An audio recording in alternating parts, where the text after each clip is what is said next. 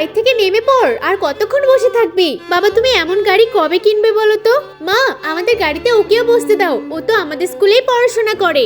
আরে মনা তুমি আমাকে চিনতে পেরেছো? এই তোদের স্কুলে পড়াশোনা করে তোদের স্কুলেই পড়ুক, তাই বলে গরিবের সাথে বন্ধুত্ব করতে হবে? বাবু আমি তোকে গাড়ি কিনে দিলে তখন ঘুরবি। আমাদের গাছের কলাগুলো প্রায় পেকে গেছে। বাবা আমি আখ খাবো, দাঁড়া এখনই একটা আখ ভেঙে দিচ্ছি।